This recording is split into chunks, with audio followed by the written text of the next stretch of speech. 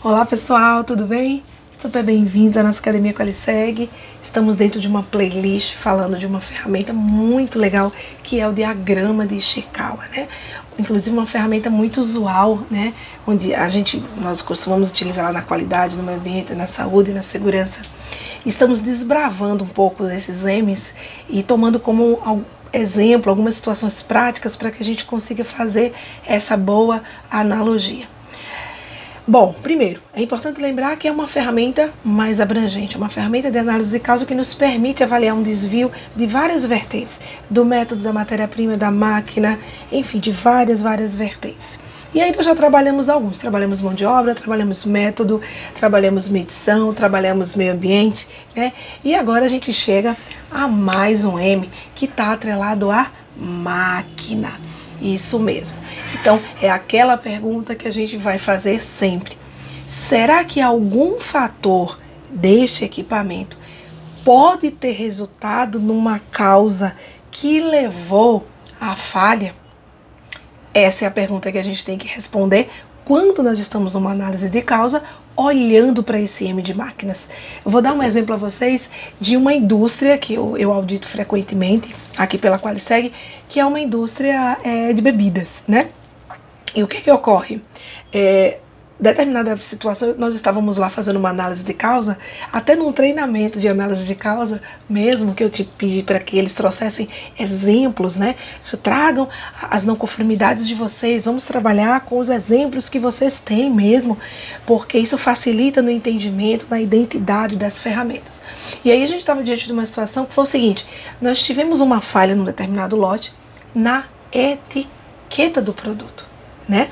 Na verdade, o que nós chamamos de rótulo do produto, né? O rótulo frontal e o rótulo traseiro do produto, aqueles dois rótulos, né? E aí o que acontece? E aí nós fomos para análise de causa, né? Então vamos investigar agora o que pode ter acontecido. E aí nós começamos, né? Vamos falar de método, avaliamos o método, avaliamos a mão de obra, e aí chegamos no M de máquinas. E aí eu falei para eles, gente, então vamos agora primeiro convidar alguém de manutenção mesmo, para que a gente consiga entender se existe a possibilidade daquela máquina ter alguma falha, né? E isso é super importante. Quando a gente está nesse M, é super importante ter conosco alguém da manutenção, alguém da engenharia, alguém que pode nos responder essa pergunta, porque nem sempre nós somos especialistas nesse assunto. Eu, por exemplo, eu não entendo nada de máquina e equipamento, né? Então, não sou engenheira mecânica, então fica difícil às vezes responder essa pergunta, né?